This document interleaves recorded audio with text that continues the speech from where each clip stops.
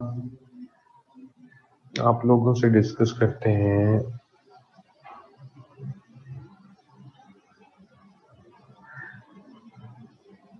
चलें, pollution and its types. जी जी श्योर।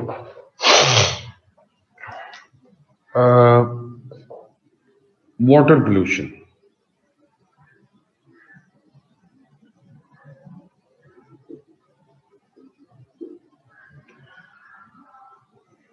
इससे पहले कि हम वाटर पोल्यूशन स्टडी करें, दो चीजें जहन में रखें कि हम दो तरह का पानी है जिसकी पोल्यूशन को स्टडी करेंगे, फ्रेश वाटर की और मैरीन वाटर की। ठीक है जी। फ्रेश वाटर कंटामिनेशन जो है उसमें क्या क्या चीजें आएंगी, उसमें लेक्स की कंटामिनेशन आएगी, उसमें अंडरग्राउंड वाटर की कंटामिनेशन आएगी, उसमें रेन की कंटामिनेशन आएगी, ग्लेशियर्स की कंटामिनेशन आएगी। ठीक हो गया। रिवर्स की, कैनाल्स की, उनके अंदर जितना आप सॉलिड वेस्ट फेंक रहे हैं वो देखेंगे। इसके अलावा जो मैरीन वाटर है उसकी कंटामिनेशन हम देखेंगे। मैरीन वाटर कंटामिनेट होता है क्योंकि उसमें भी आप सॉलिड वेस्ट डंप कर रहे हैं। मैरीन वाटर कंटामिनेट होता है जब उसमें आप ऑयल स्पिलेज होता है। ये दो बेसिक बड़ी रीजंस हैं मैरीन वाटर के कंटामिनेट होने की। चलें वन बाय वन कॉजेज को देखना शुरू करते हैं। आप लोगों ने ये आउटलाइन बनवानी मेरे साथ। फ्रेश वाटर के कॉजेज लिखवाएं। अंडरग्राउंड वाटर कंटामिनेट किस किस तरह से हो रहा है।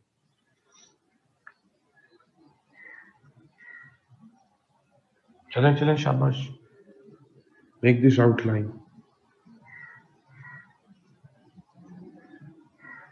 बैड ड्रेनेज, ये बैड ड्रेनेज क्या होती है? Sewage system. अच्छा, सबसे पहले अंडरग्राउंड वाटर कंटामिनेट हो रहा है जनाब, अल्लाह आपका भला करे, इंडस्ट्रियल वेस्ट से।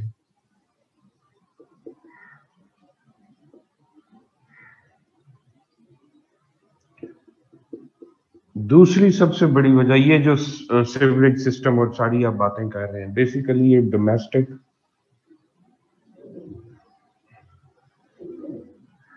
डोमेस्टिक वेस्ट है इन द फॉर्म ऑफ लिक्विड या ग्रे वाटर।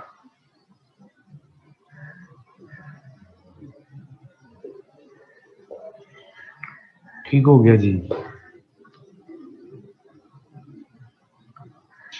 इसी के अंदर आप इसको जो है ग्रे वाटर को बाज बुक्स में देखेंगे लिखा होगा सेप्टिक टैंक्स।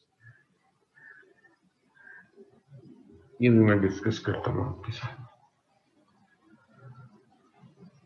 जी जी बिल्कुल, वो लिख लिया हमने ऊपर, इंडस्ट्रियल वेस्ट, डोमेस्टिक वेस्ट। इसके बाद अंडरग्राउंड वाटर कंटामिनेट हो रहा है। डोमेस्टिक वेस्ट या ग्रे वाटर जितना भी आपका घरों से या सारा पानी जो कंटामिनेटेड वाटर निकलता है ह्यूमन वेस्ट को कैरी करके जो जा रहा होता है सारे का सारा। ठीक है। और इसके अलावा एनिमल का वेस्ट है, बाकी जो डेयरी से पानी जो निकल रहा है वो भी सारा इसी में शामिल। अच्छा, ये सिर्फ अंडरग्राउंड वाटर को ही कंटामिनेट नहीं कर रहा, एट द सेम टाइम ये किसी मतलब अगर आप दरिया में फेंक रहे हैं, किसी लेक में फेंक रहे हैं, किसी नदी में, किसी रिवर के अंदर या किसी कैनाल में, तो उसको भी कंटामिनेट कर रहा। अच्छा, उसके बाद है फर्टिलाइजर्स एंड पेस्टिसाइड्स।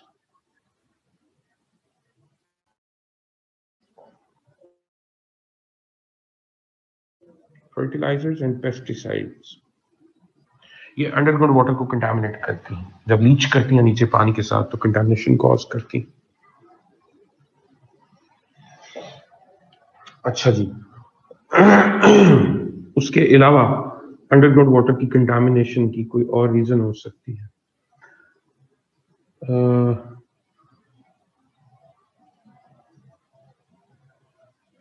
दोनों तरफ जाएगी। अंडरग्राउंड वाटर को भी कंटामिनेट करती है और लेक वाटर को भी कंटामिनेट करती है। दैट इज, इससे ड्रेन।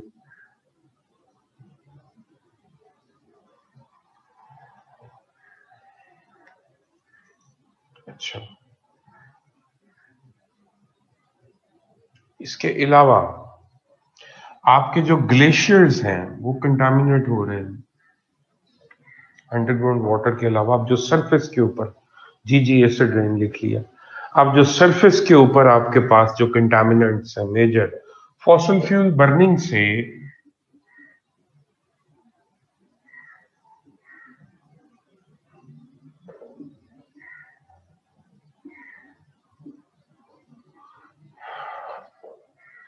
जो बल्कि इसको कोल बर्निंग पे फिक्स करें।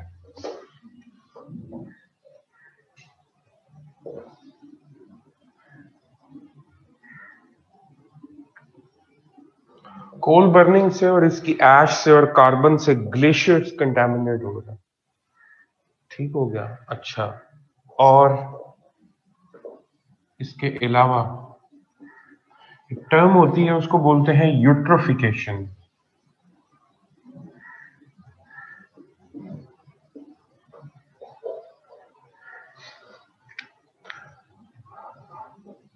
फ्लड से अंडरग्राउंड वाटर कंटामिनेट होता है। ठीक है आपकी बात।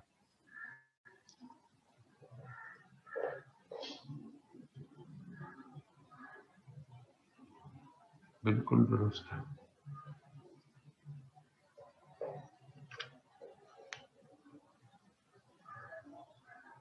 अच्छा,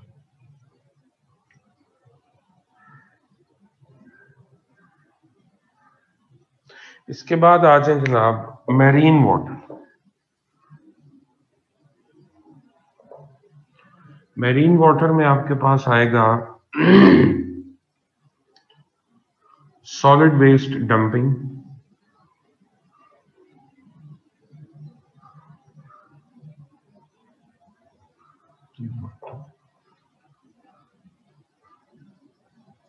उसके बाद आपके पास आएगा, अल्लाह आपका भला करे, ऑयल स्पिलेज,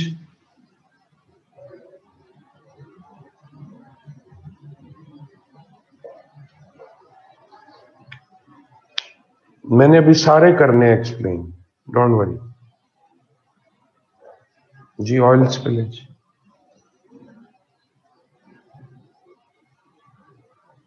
ठीक हो गया। और इसके अलावा पानी कंटामिनेट होता है माइक्रो ऑर्गेनिजम्स, बैक्टीरिया से और वाटर बॉर्न जितनी डिजीजेस कॉज करते हैं।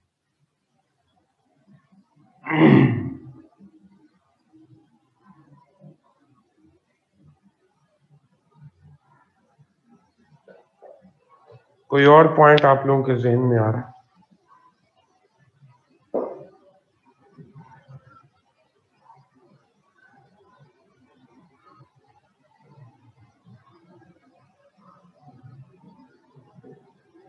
प्लास्टिक वेस्ट डंपिंग बच्चे वो यही है, solid waste dumping. Industry waste ये सबसे पहले लिखा हो। वोल्केनिज्म से पानी कंटामिनेट नहीं जी, नहीं बच्चे। So can smoke also contaminate water, जी मैंने वो लिखा है। कोल बर्निंग बिल्कुल कर रहा है, पाकिस्तान के ग्लेशियर्स कंटामिनेट हो रहे हैं इसकी वजह। और सोचें कोई चीज रह तो नहीं गई, नहीं तो इन्हें एक्सप्लेन करते। अर्थक्वेक से उस्मान असलम मुगल, आज तो बिल्कुल बदले हुए लग रहे हो, पिक्चर ही चेंज है। पहले तो बड़ी कुछ छोटी सी तस्वीर लगाई हुई थी, बड़े यंग लग रहे थे, आज थोड़े सीनियर सिटीजन लग रहे। अच्छा, हाँ तूतियां छोड़ा देख लो। चलो जी वापस आए। Industrial waste without processing, without filtering, हालांकि एसओपीज बने हुए हैं, आप कोई industry contaminated chemicals, dissolved chemicals containing water as it is जो है वो बाहर नहीं फेंक सकती, लेकिन वाटर कोर्सेस के अंदर इंडस्ट्रीज पानी फेंकती है। ठीक है जी, ब्राय नाम उन्होंने वो फिल्ट्रेशन प्लांट्स लगाए हुए होते हैं जी, हम तो सारा फिल्टर करके बाहर फेंक रहे हैं।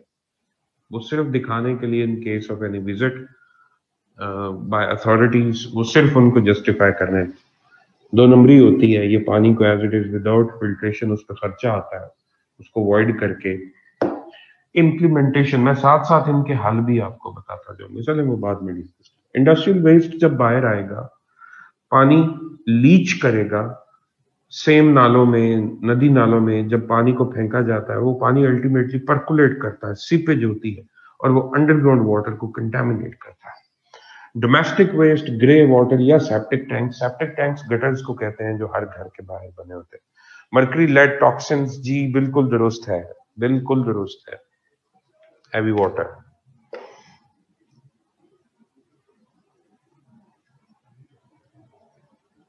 हैवी एलिमेंट्स,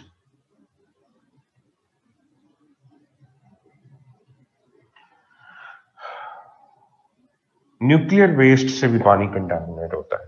11 और 12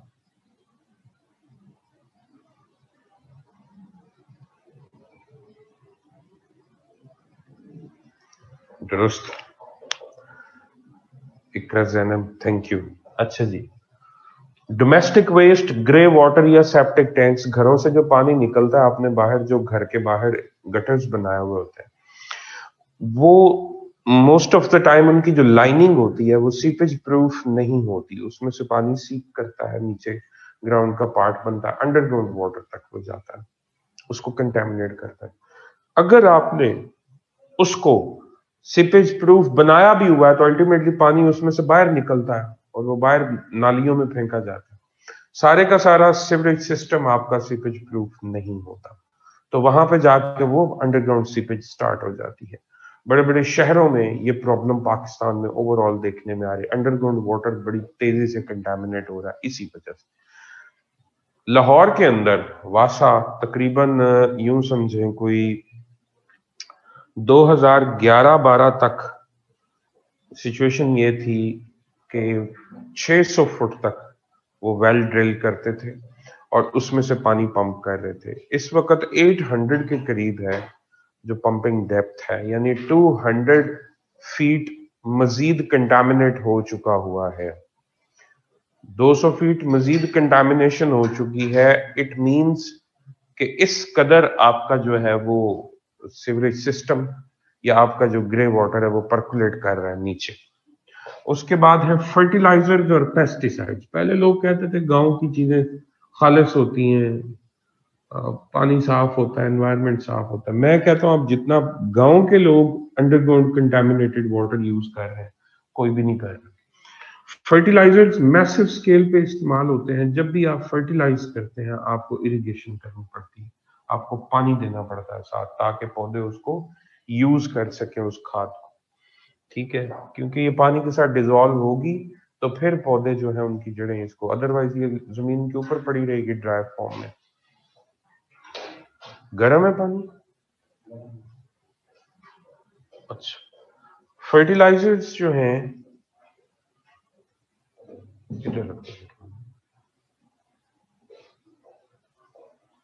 बात सुने कि ले जाए, ये ठंडा नॉर्मल वाटर, मैंने उबलता हुआ पानी मंगवाया गर्म जी, कप में ले आओ। फर्टिलाइजर्स एंड पेस्टिसाइड्स, जब आप ये फसलों पे स्प्रे करते हैं, कंटामिनेशन होती है जब पानी के साथ डिसॉल्व करके ये नीचे सीप करते हैं। जब भी आप, और दूसरा एक और मुसीबत है पाकिस्तान में, जो इरिगेशन के मेथड्स हैं वो बहुत आउटडेटेड है। पाकिस्तान में सिंपली चल रही है, सिंपल फ्लडिंग का मेथड चल रहा है। फ्लड करते हैं मतलब पानी सिर्फ एक तरफ से लगा दिया और पूरे एकड़ में पानी खड़ा कर दिया। स्प्रिंकल सिस्टम नहीं है, ड्रिप इरिगेशन सिस्टम ना होने के बराबर है।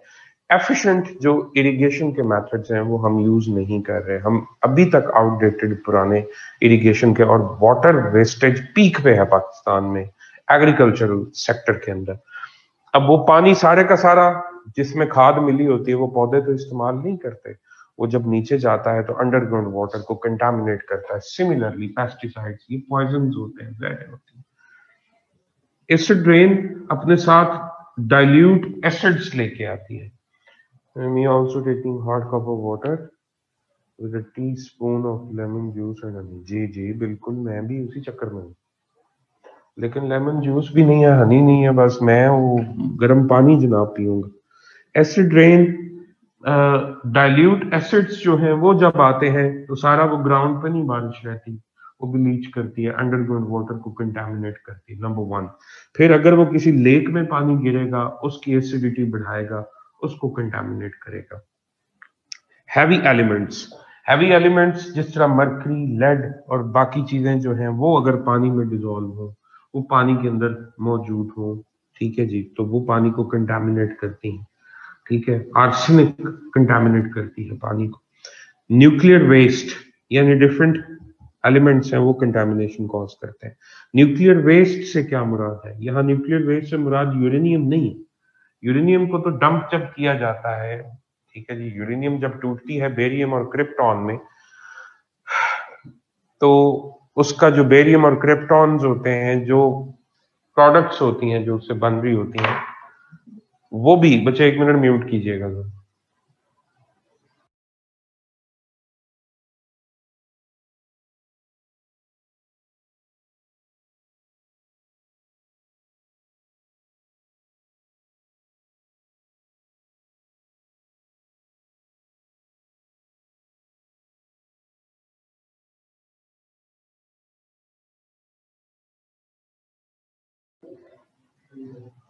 ओके, न्यूक्लियर वेस्ट में basic, so is it enough to know names of the causes or do we have to know how they occur as well? नहीं, थोड़ा बहुत तो एक्सप्लेन करें ना मुझको। बिल्कुल सिर्फ हेडलाइंस थोड़ी बतानी है आपने, ठीक है, या इसकी मतलब कि आपने हेडिंग्स नहीं लिखनी, आपने थोड़ा बहुत एक्सप्लेन तो करना है। लेकिन जाहिर है ये पॉइंट्स बहुत ज्यादा हैं तो इनकी बहुत ज्यादा डिटेल नहीं चाहिए ना, आप दे सकते हैं। न्यूक्लियर वेस्ट में बेसिक मसला होता है,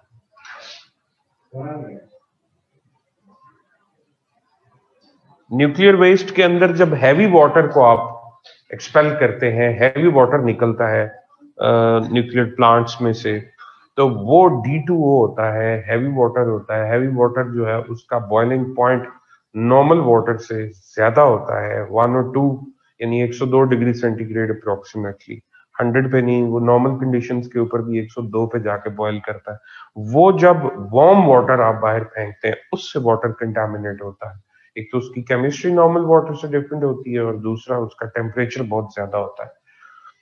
उससे जितनी भी एक्वेटिक लाइफ है वो प्रॉब्लम क्रिएट करता है। कोल बर्निंग अगर होगी तो इससे पानी के अंदर ये जितना कोल है इससे बनने वाली ऐश, उससे कंटामिनेशन होती है।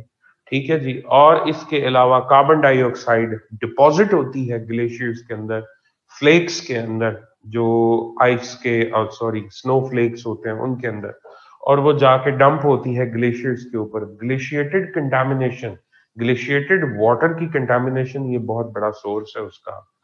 यूट्रोफिकेशन क्या चीज है? अगर किसी जगह पे एल्गल ग्रोथ बढ़ जाए, पानी के अंदर अगर एल्जी की ग्रोथ बढ़ जाए, तो वो क्या करती है, वो डिजॉल्व्ड ऑक्सीजन को कंज्यूम करना शुरू कर देती है, और उससे पानी के अंदर जो डिजॉल्व्ड ऑक्सीजन होती है उसकी कमी हो जाती है, यानी एक्वेटिक एनवायरनमेंट सफोकेट हो जाता है। उसके अंदर मौजूद जो ऑक्सीजन है वो नहीं मौजूद होती और बाकी जो मेरीन लाइफ है वो उसमें मरना शुरू कर देती है। यूट्रोफिकेशन, इसके पीछे भी खैर बहुत बड़ा हाथ होता है खादों का, फर्टिलाइजर्स का बहुत बड़ा रोल होता है एल्गल ग्रोथ के अंदर, खड़े पानी के अंदर। ये लेक्स में होती है या इरिगेशन का जो पानी आपके पास होता है उनमें जाके होती है। फ्लडिंग से अंडरग्राउंड वाटर कंटामिनेट हो जाता है। जब भी फ्लड आता है किसी जगह पे खड़ा रहता है वो पानी आहिस्ता आहिस्ता चूंकि रुक जाता है, उसके अंदर बदबूदार हो जाता है, ठीक है जी, और उस पानी ने जैसे जैसे सीप करना होता है वो अंडरग्राउंड वाटर जो है उसको भी सारे का सारा कंटामिनेट कर देता है। सो फ्लड प्रोन एरियाज के अंदर जब भी फ्लड आता है तो अंडरग्राउंड वाटर सारा कंटामिनेट हो जाता है, काफी हद तक 200-300 फीट डेप्थ तक कंटामिनेशन ये कॉज करता है। ठीक है जी, इसको अगर आप पंप करके यूज करेंगे तो डायरिया और बाकी डिजीजेस आएंगी आपको। सॉलिड वेस्ट डंपिंग जब होती है, मसलन सॉलिड वेस्ट डंपिंग के, यूरोप कहने को बड़ा साफ सुथरा है लेकिन खैर, जी जी फरहान अली, मैं सेंड करवाता हूँ। आप ये देखिए कि बहुत सारे दुनिया के कंट्रीज अपना सॉलिड वेस्ट प्रोसेस नहीं करते, सॉलिड वेस्ट मैनेजमेंट का सिस्टम उनका प्रॉपर काम नहीं करता, और वो क्या करते हैं, वो उठाते हैं सारा सॉलिड वेस्ट और उसको जाके ओशन में या सी में डंप कर देते हैं। जब वो डंपिंग कर रहे होते हैं तो उसमें एक और बड़ी अजीब हरकत है, सबसे बड़ा पार्ट प्लास्टिक्स का होता है।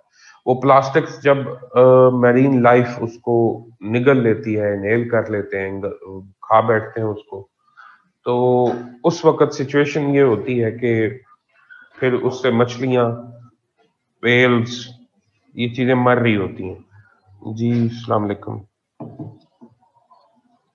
भाईजान, मैं ना ਤੁਹਾਨੂੰ दो तस्वीरें सेंड कर रहा मैं 2 मिनट।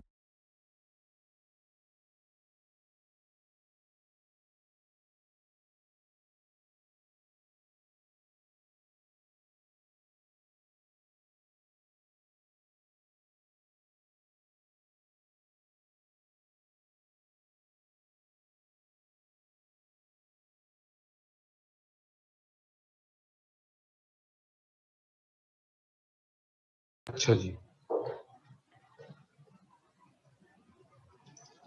अच्छा। अब उससे क्या होता है कि सॉलिड वेस्ट डंपिंग का अब ये लेवल है इस वक्त प्लास्टिक्स की डंपिंग की वजह से कि एक तो मेरीन लाइफ इफेक्ट हो रही है, दूसरा ये प्लास्टिक्स एक लेयर बना रहे हैं कोस्टल एरियाज के अंदर। गंद ही गंद है वो सारे का सारा। कोस्टल कोस्टल एरियाज जो है वो सारे के सारे ऊपर एक प्लास्टिक कवर है, ठीक है जी। और उसका नतीजा ये निकल रहा है कि लाइट परकुलेट नहीं कर रही, लाइट नीचे नहीं जा रही, पेनिट्रेट नहीं कर पा रही, और फोटोसिंथेसिस जो है वो रिड्यूस होता है। और वहां पे प्लैंकटॉन्स जो है यानी फ्लोटिंग एनिमल्स जो है उनको फूड के प्रॉब्लम्स आना शुरू हो जाते हैं, इकोसिस्टम डिस्टर्ब होता है। दूसरा, सॉलिड वेस्ट डंपिंग का एक और मुसीबत है, इस लेवल तक अब कंटेमिनेशन है कि आप सी सॉल्ट जितना निकाल रहे हैं उस सॉल्ट के अंदर भी फाइबर आ रहा है, प्लास्टिक फाइबर आ रहा है। इस हद तक ये डिजोल्व हो चुका हुआ उसके अंदर। सो सॉलिड वेस्ट डंपिंग, ये चाहे मेरीन एनवायरनमेंट में हो, किसी रिवर में हो, ठीक है जी, या किसी लेक में आप कर रहे हैं, it causes on massive scale, it causes water contamination.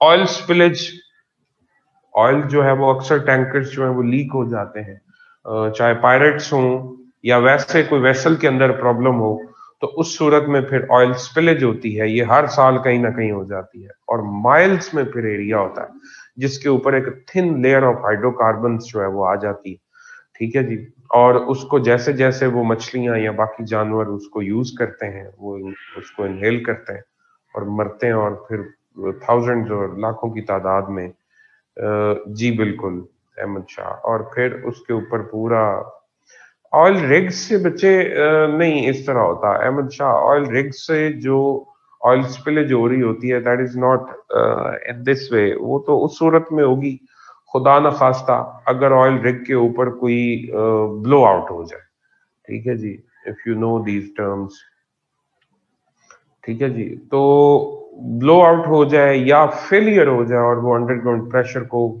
Hold ना कर सके, ये कॉमन नहीं है। ये शजीहा यूट्रोफिकेशन कहते हैं, पानी के अंदर एल्गल ग्रोथ का बढ़ जाना। और एल्गी जब ग्रो करती है तो वो ऑक्सीजन को कंज्यूम कर लेती है और उसकी वजह से पानी में सफोकेशन हो जाती है। This is called eutrophication. अच्छा, तो मैं ये कह रहा हूं कि ऑयल रिग से पानी, सॉरी, ऑयल जो रिलीज हो रहा होता है बच्चे, वो कोई ज्यादा, ये कोई कॉमन फिनोमिना नहीं है। लेकिन oil spillage from vessels, from tankers, ये कॉमन फिनोमिना, ठीक है। ये आए दिन कहीं ना कहीं, मोस्टली इसको पायरेट्स जो है वो हिट कर रहे होते हैं, उन्होंने वो टैंकर्स को अगवा करना होता है, तो वो उनका कोई ना कोई इशू बना होता है। ठीक हो गया। अच्छा, माइक्रो ऑर्गेनिजम्स हैं, बैक्टीरिया है, फंगस है, ये चीजें सारी पानी के अंदर ग्रो करती हैं और उससे जो है वो पानी कंटामिनेट होता है। ठीक हो गया। अब इन चीजों के सॉल्यूशंस क्या है, इफेक्ट क्या है? इफेक्ट हेल्थ इश्यूज आते हैं, फ्रेश वाटर स्कैसिटी हो रही है, आपका जो साफ पानी है उसकी कमी होती जा रही है, ओवरऑल जो है भी वो भी कंटामिनेट हो रहा है और उसके यूज से साइड इफेक्ट्स आ रहे हैं, ठीक है। अच्छा, तो इनका कंट्रोल क्या है? कंट्रोल ये है, सुनते जाए। इंडस्ट्रियल वेस्ट को अगर आपने मैनेज करना है तो इसके अगेंस्ट आपको ना सिर्फ एसओपीज बनाने पड़ेंगे, बायलॉज बनाने पड़ेंगे और उनकी इम्प्लीमेंटेशन को इंश्योर करना हो। और फिल्ट्रेशन के बगैर इंडस्ट्रियल वेस्ट किसी सूरत भी नहीं नीचे जाना चाहिए। डोमेस्टिक वेस्ट, जितना सिविल सिस्टम है आपका, उसको उसकी लाइनिंग ठीक करें, यानी कहने का मकसद है उसको सीपेज प्रूफ करें, उसमें से कोई लीकेज सीपेज ना हो सके। फिर ग्रे वाटर या सेप्टिक टैंक से जो निकलने वाला पानी, इसको प्रोसेस करें, और प्रोसेस करके जो पानी आपके पास आएगा उस पानी से उसको पीने के लिए इस्तेमाल ना करें, लेकिन बाकी काम जो करने वाले होते हैं इंडस्ट्रियल यूज में लेके आए उस पानी को, उसी पानी को आप यूज में लेके आए गाड़ियां वगैरह धोने के लिए, बाकी जो आपकी एक्टिविटीज है उसमें उसको इस्तेमाल करें। सो जितना डोमेस्टिक वाटर है या वेस्ट है, इसकी प्रोसेसिंग के मेगा जो यूनिट्स हैं वो लगने चाहिए। जिस तरह आप देखें, फ्रेश वाटर निकालने के लिए मैरीन वाटर को प्रोसेस किया जाता है, अब ये बहुत बड़ा काम है।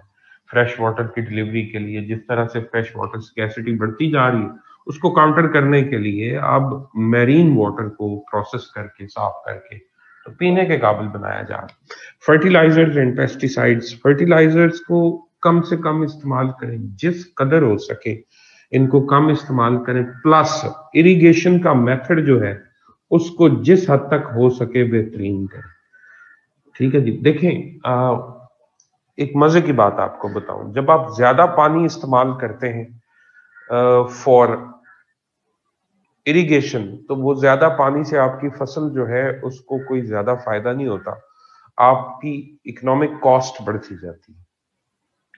जब आप इरिगेशन का इफेक्टिव मेथड इस्तेमाल करते हैं तो आपकी यील्ड बढ़ती है।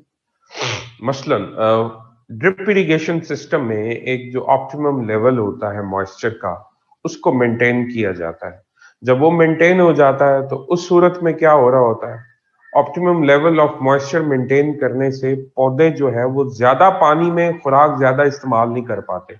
जब सिर्फ हल्की सी नमी होती है मिट्टी के अंदर, उस वक्त राइस में सबसे ज्यादा पानी यूज क्यों होता है जी, वो फसल ऐसी है। अच्छा, जब आप एक ऑप्टिमम लेवल पे उसको इस्तेमाल करते हैं तो पौधे मैक्सिमम यूटिलिटी की पोजीशन में होते हैं, मैक्सिमम यूटिलाइज करते हैं उस वक्त वो न्यूट्रिएंट्स को। यानी कम पानी देने से, हल्की गीली मिट्टी जो है उसको मेंटेन करने से फसलें ज्यादा बेहतर होती है, और फ्लड करने से फसलें उतनी यील्ड नहीं देती। ठीक हो गया। सो ज्यादा पानी आता है तो ज्यादा सैलाब आता है, खुदा खौफ करें, बेचारा तो पीछे पड़ गए। अच्छा,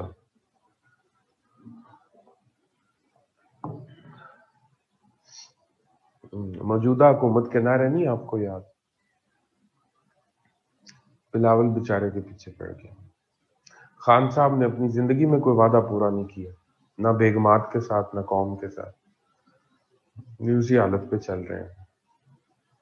सो वोट दे, मैं तो दे के पछता ही रहा हूँ, आपका तो पता नहीं। बहरहाल एक साइड पर हट के बात निकल गई। पीटीआई वालों को मतलब बिल्कुल भी वो टेंशन ना लें, मैं भी उन्हीं का भाई, टेक इट इजी।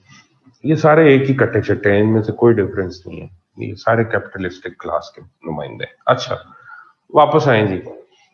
फर्टिलाइजर्स और पेस्टिसाइड से कंटेमिनेशन अगर आपने रोकनी है तो इरिगेशन के मेथड चेंज करने पड़ेंगे, नंबर 1। नंबर 2, आपको क्या करना पड़ेगा, जब इरिगेशन का मेथड बदलोगे तो फर्टिलाइजर्स की जो मिकदार है वो भी रिड्यूस हो जाएगी। अदरवाइज आपको खादें बहुत ज्यादा देनी पड़ती हैं क्योंकि वो आधी वेस्ट हो रही होती है।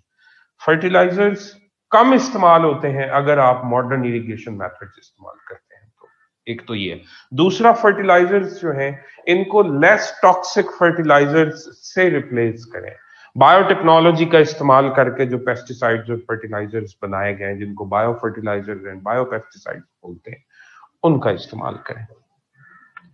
एसिड रेन, एसिड रेन से जितनी कंटामिनेशन हो रही है, अगर आपने एसिड रेन को कम करना है तो आपको एयर पोल्यूशन रिड्यूस करनी पड़ेगी। एयर पोल्यूशन यानी CO2, SO2, NO2, इनसे जब पानी मिलता है तो वो किस में कन्वर्ट हो रहा होता है, H2SO4 में, HNO3 में, H2CO3 में, carbonic acid, nitric acid, sulphuric acid. तो ये सारी गैसेस जितनी जाके ऊपर एयर को कंटामिनेट कर रही हैं, ये फॉसिल फ्यूल बर्न करने से प्रोड्यूस हो रही है maximum. So oil and gas की जो बर्निंग है उसको, और कोल की बर्निंग जो है उसको रिड्यूस करना पड़ेगा। एयर कंटामिनेशन यानी कि एयर पोल्यूशन जितनी आप रिड्यूस करेंगे उतनी एसिड रेन कम होती जाएगी। लिंक्ड विद आपको क्लीन एनर्जी के ऊपर जाना होगा, रिन्यूएबल एनर्जी सोर्स की तरफ जाना होगा, ताकि आप अपनी एयर को प्यूरिफाई कर सकें। हैवी एलिमेंट्स इसका कोई हल नहीं है, ये नेचुरली पानी के अंदर इनकी जहां जहां डिपॉजिट्स होते हैं, जिस जगह इनकी ओर्स होती हैं, वहां से ये पानी के अंदर मौजूद होते हैं। तो इनसे बचने के लिए एक ही काम आप कर सकते हैं कि पानी का टेस्ट करवाएं। वाटर टेस्टिंग के बाद अगर आपको पता चलता है कि टॉक्सिक हैवी एलिमेंट्स उसके अंदर मौजूद हैं, तो पीने के लिए आपको फिल्टर इस्तेमाल करना पड़ेगा। फिल्ट्रेशन प्लांट्स के थ्रू आप इसको साफ करें, अदरवाइज ये कार्सिनोजेनिक होते हैं, कैंसर कॉज करते हैं। न्यूक्लियर वेस्ट से अगर आपने बचना है तो न्यूक्लियर प्लांट्स जो हैं वो ऐसी जगहों पे होने चाहिए जहां पे मेन कोई वाटर कोर्स ना हो। इसका जो वाटर है, जो आपका वेस्ट होता है, उसको किसी मेजर वाटर कोर्स के अंदर ना फेंका जाए, किसी डेजर्ट के अंदर फेंकें, किसी ऐसी जगह पे जाके उसको डंप करें जो जगह आपके इस्तेमाल में नहीं है। वैसे ऐसे ही होता है। कोल बर्निंग रिड्यूस करें। कोल बर्निंग की वजह से आपके ग्लेशियर्स जो हैं वो सारे के सारे कंटेमिनेट हो रहे हैं। जो कार्बन फुटप्रिंट्स होते हैं, जो क्योटो प्रोटोकॉल के तहत आपको लिमिटेशंस दी गई हैं कि इतना आप कार्बन प्रोड्यूस कर सकते हैं, इस हद तक CO2 प्रोडक्शन पे आप जा सकते हैं, ग्लोबल अप्रोच की जरूरत है। इसके पीछे कोल बर्निंग या फॉसल फ्यूल बर्निंग को रिड्यूस करना है। तो ओवरऑल दुनिया को एक बड़ी ट्रांजिशन से गुजरना होगा, एक बहुत बड़ी शिफ्ट पे जाना होगा, from non renewable to renewable energy shift होना होगा। एक तो ये काम है, इसके लिए ग्लोबल अप्रोच की जरूरत है। इसमें बड़े इमिटर्स जो हैं वो डेवलप्ड कंट्रीज हैं, चाइना, अमेरिका, और इसके अलावा हमारे नेबरहुड में इंडिया।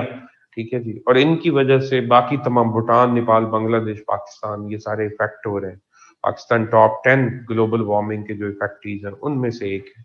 ठीक है जी। अच्छा, इसको रिड्यूस करें विद दीज एफर्ट्स। यूट्रोफिकेशन अगर आपने कम करनी है तो लेक्स को साफ करने के लिए प्रोसेसेस होते हैं। अगर आप नेचुरल एल्गल ग्रोथ को रोक नहीं पा रहे तो एल्गल ग्रोथ जितनी हुई है उसको सफाई के लिए अब तो मॉडर्न मशीन्स आई हुई हैं। ठीक है जी। वो पूरी पूरी लेक्स को साफ करती हैं, एलजी को रिमूव करती हैं, जितनी भी ग्रोन होती है महीने 2 महीने बाद फिर सफाई कर दी जाती है। तो इस प्रोसेस को रोका जा सकता है, इस प्रोसेस पे काबू पाया जा सकता है अगर आप फर्टिलाइजर्स का इस्तेमाल कम कर दें। फर्टिलाइजर्स मिला हुआ पानी जब नदियों में जाता है, लेक्स में अगर जाता है, तो वो नाइट्रोजीनियस, जितनी भी नाइट्रोजन बेस्ड, यूरिया कह लें आप, नाइट्रोजन बेस्ड जितनी भी खादें होती हैं उनसे यूट्रोफिकेशन होती है, एल्गल ग्रोथ बहुत ज्यादा बढ़ती है। एक तो खादों का इस्तेमाल कम करें, दूसरा लेक्स की जो है वो सफाई का इस्तेमाल जो है वो काम करें।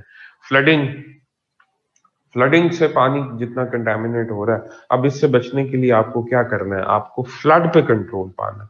आपको फ्लडिंग से जो प्रॉब्लम्स आ रही हैं उन तमाम चीजों को रोकना है। ठीक है जी। फ्लडिंग आप पूरी पढ़ चुके हैं, यानी आप बैराजेस की कैपेसिटी बढ़ाएं, डैम्स बढ़ाएं, ताकि फ्लड्स ना आए और इस कंटेमिनेशन से बचा जा सके। ये कंटेमिनेशन 1-2 साल तक रहती है, फिर आहिस्ता आहिस्ता डाइल्यूट होती है underground waters. Solid waste dumping जो है, इसके लिए सॉलिड वेस्ट मैनेजमेंट का पूरा सिस्टम और इसके ऊपर इंटरनेशनल लेजिस्लेशन की जरूरत है, इंटरनेशनल अप्रोच की जरूरत है, ताकि इसको मैनेज किया जा सके। ठीक है। सॉलिड वेस्ट डंपिंग की वजह से दुनिया में मैरीन लाइफ मैसिव स्केल पे इफेक्ट हो रही है। ऑयल स्पिलेज से बचने के लिए क्या क्या इकदाम हो सकते हैं? कुछ भी कह दें, ऑयल स्पिलेज से बचने के लिए जो ऑयल वेसल्स हैं, जो ऑयल टैंकर्स हैं, शिप्स हैं जिनके अंदर ऑयल ट्रांसपोर्ट होता है, उनकी क्वालिटी को चेक किया जाए, उनकी सिक्योरिटी को चेक किया जाए, ताकि उनको कोई मतलब हिट ना कर सके। बाजूकात इनको लॉन्चर्स मारे जाते हैं और उससे ये टूटते हैं, मतलब ड्यूरिंग द वो जो प्रोसेस होता है जिसमें वो किडनैप करना चाह रहे होते हैं सारा अमला जहाज समेत, उसमें ये अक्सर सूरत हाल डेवलप हो जाती है। ठीक है जी। और अक्सर जो है ये जो वेसल्स होते हैं ये लीक होते हैं, तो उनकी क्वालिटी और सिक्योरिटी चेक होना चाहिए। माइक्रो ऑर्गेनिज्म से बचने के लिए आप ये आपका इसके ऊपर कोई खास कंट्रोल नहीं हो सकता। तो इससे बचने के लिए पानी बॉयल करके इस्तेमाल करें, फिल्टर करके इस्तेमाल करें, उन चीजों से आप इससे बच सकते हैं। तो ये 5 नंबर का सवाल आ गया तो आप लिख लिख के थक जाएंगे, इतनी चीजें इसके अंदर। Is it okay? उड़ा दूं?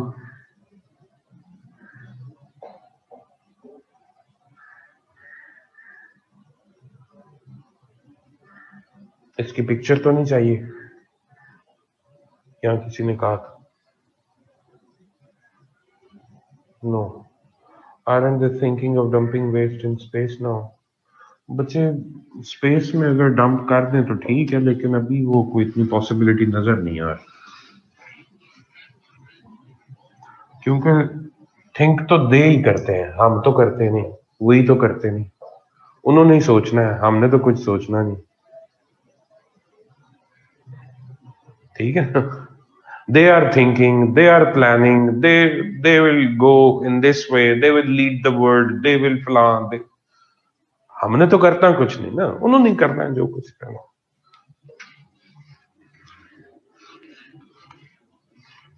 हमारे तो और बड़े काम है, हमने तो ठेके लेने होते हैं, उसमें से पैसे बनाने होते हैं, सब नहीं।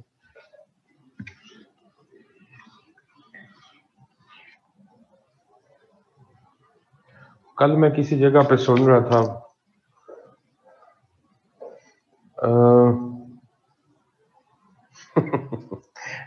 आसान कह रहा है, हमने सर उन्हें रखा ही इसलिए हुआ वो काम शाम करें, हम मौजें करें। ठीक है, वो मौजें भी आपसे ज्यादा ही कर रहे हैं।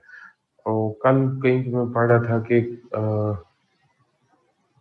कानून बनाने वालों को कानून का पता ही कोई नहीं, ठीक है जी, और जिन्होंने इम्प्लीमेंट कानून करवाना है उन पे खुद इम्प्लीमेंट नहीं होता, वो अपने ऊपर उसको लागू नहीं करते।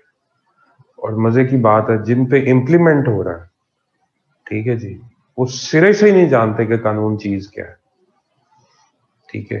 पाकिस्तान में अवाम की मिसाल ले लें, will you teach environment as well? नहीं, अहमद शाह बिल्कुल भी नहीं।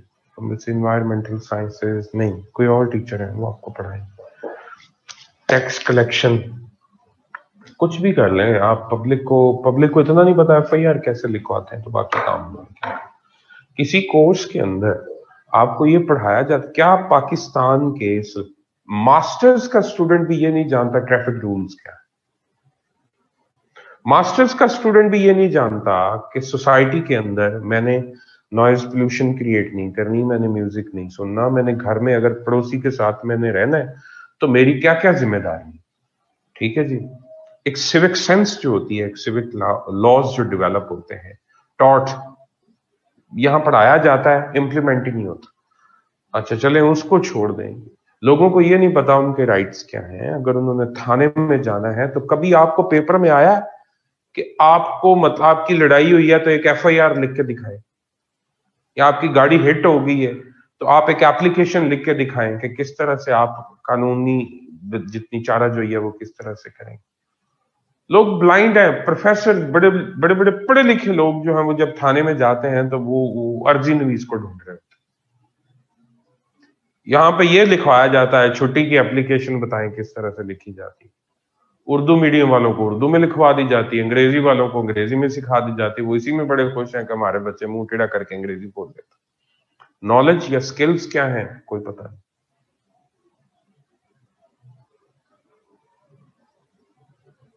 नहीं। एवरीबडी नोज एवरीथिंग नहीं। क्या सारी कौम को बेसिक जो बैलेंस डाइट से लिंक जो इंफॉर्मेशन है, क्या इनको पता है? क्या ट्रैफिक लॉज का पता है सारी कौम को? क्या सारी कौम को अपने राइट्स का और ड्यूटीज का पता है? ये कोर्स में क्यों शामिल नहीं? अंडरफेड नेशन है पाकिस्तान, तो आपको बताया ही नहीं जाता कि आपका बैलेंस ये इस चीज से बैलेंस डाइट आप मेंटेन कर सकते हैं। तो आप कोर्स में लोगों को पढ़ा क्या रहे हैं? अब क्या बनाना चाह रहे हैं, मेरी तो समझ से बाहर। यूनिवर्सिटी के अंदर 16 साल तक गधा बनाने का प्रोसेस है, प्राइमरी से लेके यूनिवर्सिटी तक, और उससे चीजें निकल क्या रही हैं? आपके किसी भी पढ़े लिखे बने, इवन आप प्रैक्टिसिंग मुस्लिम्स हैं, मेजॉरिटी जो नहीं है वो दूसरे हैं, उनका भी हाल कोई। प्रैक्टिसिंग मुस्लिम्स हो के आपका बहुत बड़ा मसला फिरका वारियत है, आप बहुत ज्यादा इस चीज से डिस्टर्ब्ड हैं। स्टेट आज तक आपके लिए वेल नोन वेल रेड जो है वो इंटरप्रिटेशंस ऑफ इस्लाम प्रोवाइड करने के लिए आपको टीचर्स नहीं प्रोवाइड कर सकी अभी तक। इस्लामियात पढ़ानी है, और बाकी जो काम है लड़ाई भिड़ाई वाला, आपके अकायद वाला, जिससे आप लोग हार्ड लाइनर होते हैं, वो मौलवी के हाथ में दिया।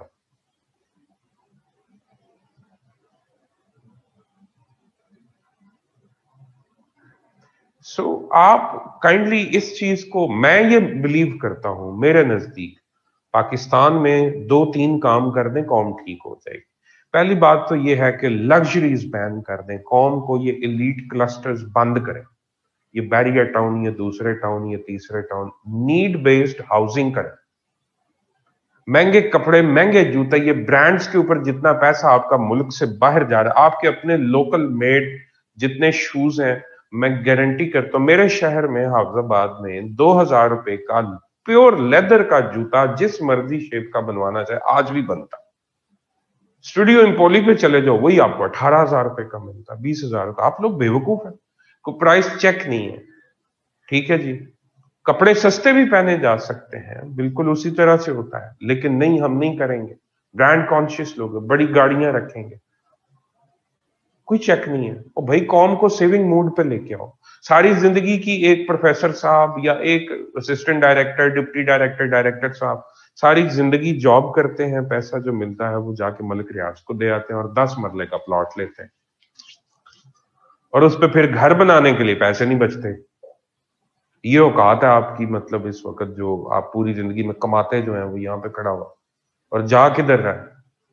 सरकार एनओसी क्यों नहीं देती घर बनाने के लिए?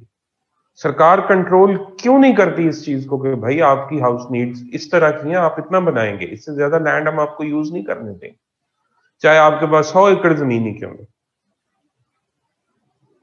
इस चीज पे कंट्रोल करें। दूसरा, पाकिस्तानियों की शादियां जो है ना वो गवर्नमेंट के ऑफिस में होनी चाहिए, और उसके लिए शादी एक दफ्तर बनना चाहिए, और अंडर एन ऑफिसर, ठीक है जी, निकाह होना चाहिए, और फौरन जो है ना वहां पे ही वलीमा होना चाहिए, 15, 20, 50 लोगों का जो भी होना है, सिंगल डिश वो फिक्स होनी चाहिए, आपने सिर्फ गवर्नमेंट को पैसे देने हैं जाके, और बाहर करें और जहेज बंद करें।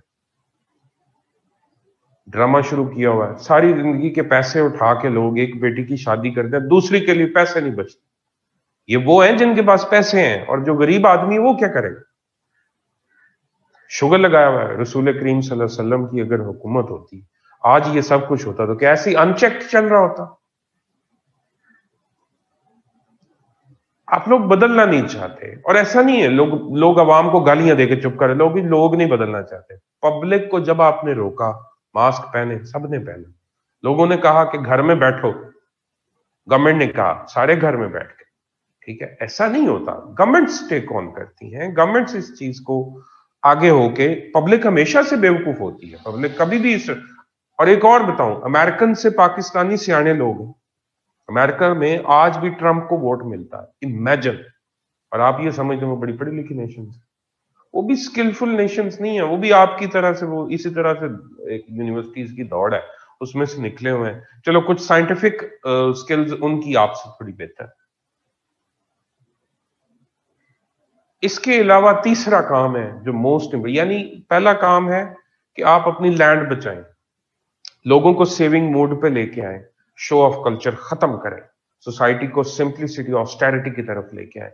और ये गवर्नमेंट के officials, bureaucrats, politicians, army personnels, इन सब के ऊपर चेक होना चाहिए, स्टार्ट यहां से होना चाहिए। खान साहब कर सकते थे, लेकिन पता नहीं कर क्यों नहीं रहे, आए इसीलिए तो, वोट इसलिए दिया था। उसके बाद नेक्स्ट है कि you have to do what. आपका तीसरा काम बड़ा इंपॉर्टेंट है, अपनी यूनिवर्सिटीज को दुनिया की state of the art universities पर, उसके अंदर वो चीज पढ़ाएं जो इस वक्त दौर की जरूरत है। हर इंसान को अपनी डाइट के बारे में पता होना चाहिए, ताकि वो फिजिकल फिटनेस को अपनी को ठीक रख सके, सेहत ठीक रहे। फिजिकल फिटनेस के ऊपर कोई तवज्जो नहीं किसी इदारे के अंदर। उसके बाद दूसरा काम, आपको ट्रैफिक रूल्स का पता होना चाहिए, आपको बेसिक लॉज का पता होना चाहिए, ये कंपलसरी सब्जेक्ट्स होने चाहिए।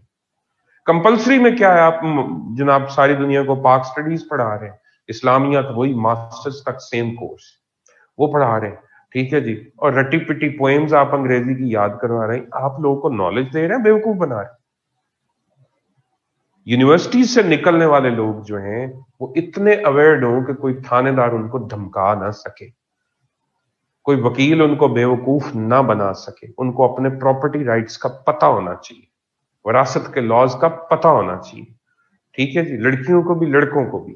लोगों को पता होना चाहिए कि थाने जाना है तो एप्लीकेशन खुद से लिख सकें, उन्होंने पेपर्स में लिखी हुई हो, प्रैक्टिस हो। उनकी एक्सरसाइजेज होनी चाहिए कि थाना कल्चर जाके देखें, थाने के ऊपर रिपोर्ट्स यूनिवर्सिटीज में सबमिट करो, और उन रिपोर्ट्स और उन पेपर्स के ऊपर थाने के अंदर आप जो है वो इंप्लीमेंटेशन करें, यूनिवर्सिटीज को लिंक करें विद योर सोसाइटी। आपकी सोसाइटी, आपकी कौम जो है बेहतर होना शुरू हो जाएगी। बहरहाल लंबी बहस है। वाटर पोल्यूशन के बाद है एयर पोल्यूशन।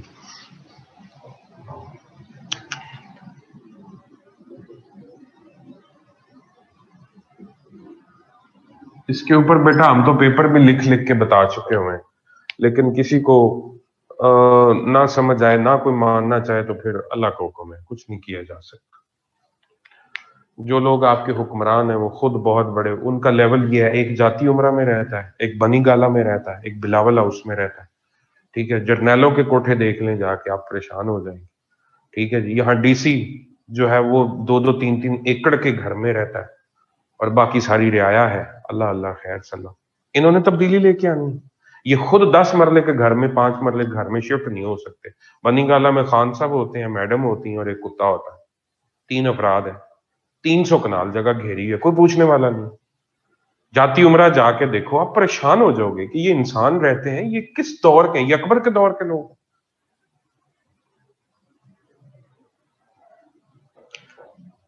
और आप लोग कभी किसी एक के पीछे लग जाते हैं और दूसरे को गाली देना शुरू कर देते हैं, तीसरे के पीछे लग के फिर इसको वो सारे ही एक जैसे हैं भाई। खुदा का खौफ करें। इनमें से कोई भी आपका लीडर नहीं है, आपकी क्लास में से, आपके लेवल में से, इनमें से कोई भी नहीं आया होगा। जाती उमरा जी नवाज शरीफ साहब की रिहाइश। अच्छा, एयर पोल्यूशन कॉजेज। नंबर 1, अब ये सारा कुछ बहुत सारा जो उधर था इधर रिपीट होगा। Industrial waste in the form of gases, और जी इसके अलावा fossil fuel burning,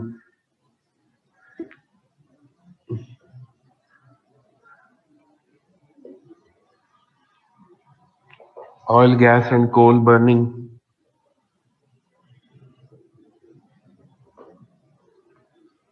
oil gas and coal burning जो है वो मैं सारा इसी में रख रहा हूँ। इसमें ट्रांसपोर्टेशन भी डिस्कस होगी, इसमें जो जहां जहां तेल गैस और कोयला जलता है वो सारा कुछ इसमें डिस्कस होगा, वो अलग अलग नहीं हो सकता। ठीक है, आप ये कहें कि मैं इसमें इसी में एक्सप्लेन करेंगे आप, जितने ये ब्रिक किलन्स होते हैं, भट्टे होते हैं, और ये वो सारा कुछ इसी में डिस्कस करें। इसके अलावा आपके पास एरोसोल्स हैं, सस्पेंडेड केमिकल्स हैं जी, एलर्जी कॉज करने वाले पोलन्स हैं जो एलियन स्पीशीज से आ रहे हैं, इस्लामाबाद इससे इफेक्ट हो रहा है। जी बिल्कुल, volcano and wild fire, volcanism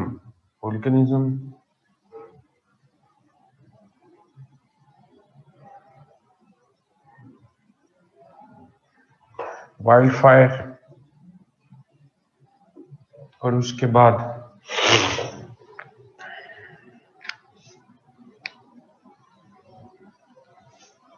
अल्लाह आपका भला करे,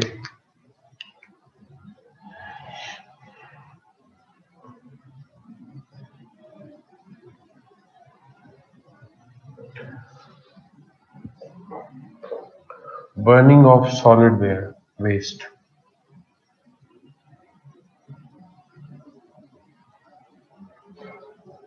ओपन एयर बर्निंग होती है सॉलिड वेस्ट की।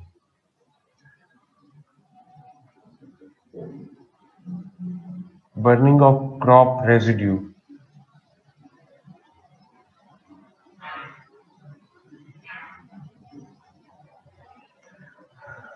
माइक्रो ऑर्गेनिजम्स,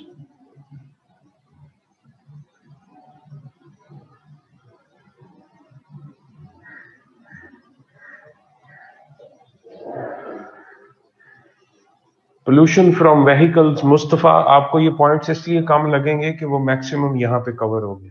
किसी व्हीकल के अंदर फॉसिल फ्यूल ही बर्न हो रहा, मोल्ड्स, स्पोर्स, पोलन्स, ये सारा कुछ इधर आएगा, या माइक्रो ऑर्गेनिजम्स के अंदर हम डिस्कस करेंगे। स्मॉग, स्मॉग बेसिकली इफेक्ट है, एक आउटकम है, ठीक है जी। स्मोक प्लस फॉग, ठीक हो गया। वो कोई खुद से एज सच वो कोई कॉज नहीं है, वो एक आउटकम है बच्चे इस पोल्यूशन का। और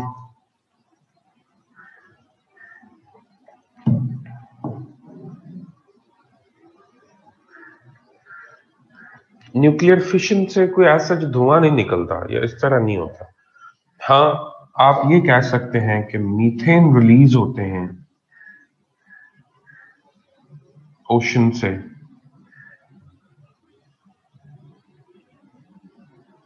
मीथेन रिलीज होती है ओशन से,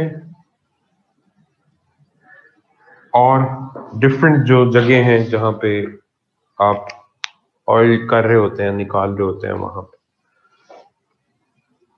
अच्छा जी, और सिगरेट स्मोकिंग रहने दो, ना करें, होने को तो हो सकता है, ठीक है। अच्छा जी, अच्छा, डस्ट डोमेस्टिक यूज में वुड बर्निंग से, एसी वगैरह चलाने से नहीं, देखिए ना, उसके बाद है CFCs, क्लोरोफ्लोरोकार्बन, ये कंटेमिनेट कर रही, ओजोन को उड़ा रही। उसके बाद है,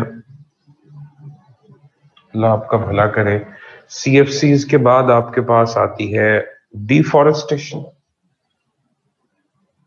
उससे एयर पोल्यूट हो रही होती है, कार्बन की मिकदार, एक नेचुरल जो बैलेंस है वो आप खराब कर रहे हैं। आ सकती हैं Iqra Zainab, you are right, aerosols के साथ डिस्कस हो सकती हैं, लेकिन इनको आप रखें डिफरेंट, जो आप केमिकल्स इस्तेमाल करते हैं अंडर हाई प्रेशर, जितने भी केमिकल्स हैं उनको आप रखें, ठीक है। और CFCs अलग से एक पॉइंट बन सकता है, पॉपअप होता है, मेजर पॉइंट है जो लिंक है विद ओजोन, ठीक हो गया। अच्छा, पेस्टिसाइड्स, कुछ पेस्टिसाइड्स हैं जो फ्यूम्स की सूरत में इस्तेमाल होते हैं, वो हवा को कंटेमिनेट करते हैं।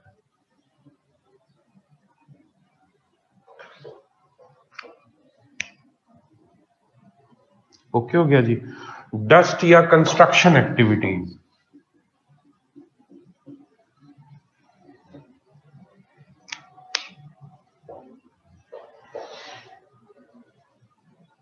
ठीक है। एनिमल वेस्ट, एनिमल वेस्ट से क्या होता है, एयर कैसे पोल्यूट हो रही है।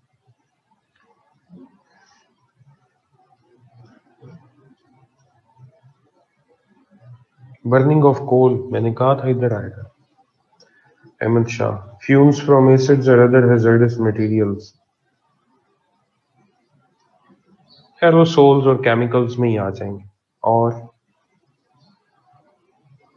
देखें देखें, अगर कोई पॉइंट रह गया तो ठीक है, ऐड करवा दें, जरूरी नहीं बुक में हो, बुक में नहीं है तो अगर कोई बर्निंग ऑफ प्लास्टिक, ये बच्चे लिखा हुआ बर्निंग ऑफ सॉलिड वेस्ट,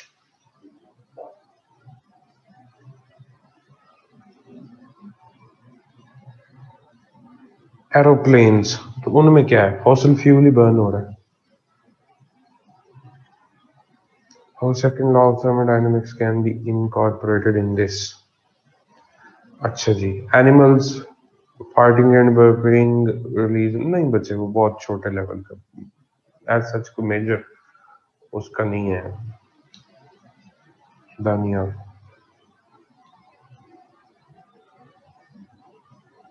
और कुछ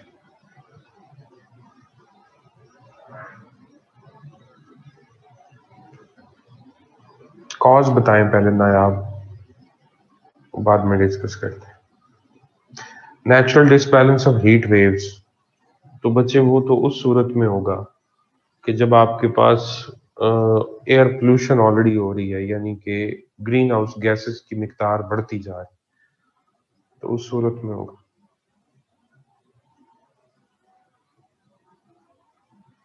न्यूक्लियर एक्सपेरिमेंट्स में नहीं, अब ये बातें सारी इरेलीवेंट हो रही। अच्छा जी, इंडस्ट्रियल वेस्ट। इंडस्ट्रीज में जितना वेस्ट है उसको जब छोड़ना, देखिए इससे बीमारियां क्या आती हैं। जब एयर पोल्यूट होती है, ग्लोबल वार्मिंग कॉज करी। जब एयर पोल्यूट हो रही, ओजोन डिप्लीट हो रही, एयर पोल्यूशन की वजह से बीमारियां आ रही हैं।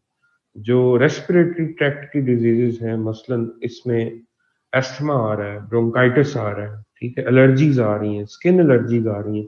इसके अलावा ये एलर्जीज में पोलन्स हैं, ठीक है, पोलन एलर्जी है, वो आपके सामने आ रही है। अच्छा जी, तो इन तमाम चीजों से बचने के लिए, ठीक है, लंग्स की एज रिड्यूस हो रही है। आपकी इतला क्लियर है, पाकिस्तान में लंग्स की एज कनाडा की निस्बत 10 साल कम है।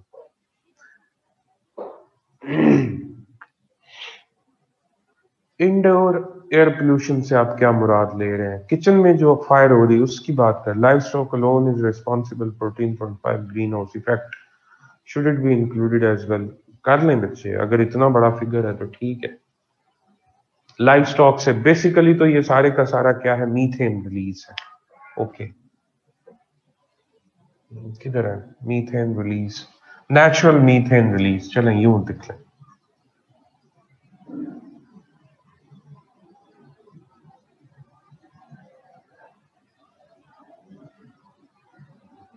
From live stock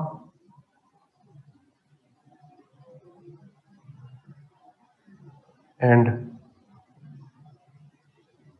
oceans.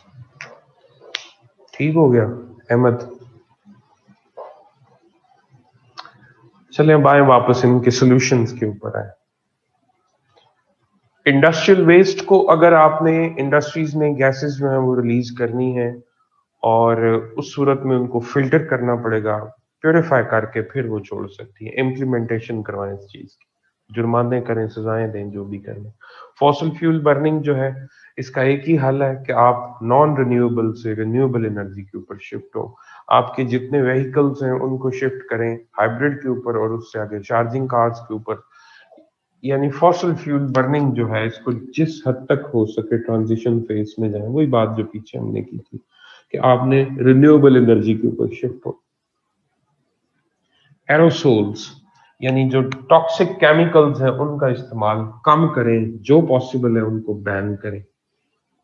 Pollens, alien species जो आप ला के, यानी वो पौधे जो आपकी इधर के इकोसिस्टम के नहीं है, जब आप उनको यहाँ पे लेके आते हैं उससे प्रॉब्लम्स होती हैं, और उनके पोलन्स की वजह से जब वो हवा में सस्पेंडेड फिरते हैं उससे एलर्जीज कॉज होती हैं।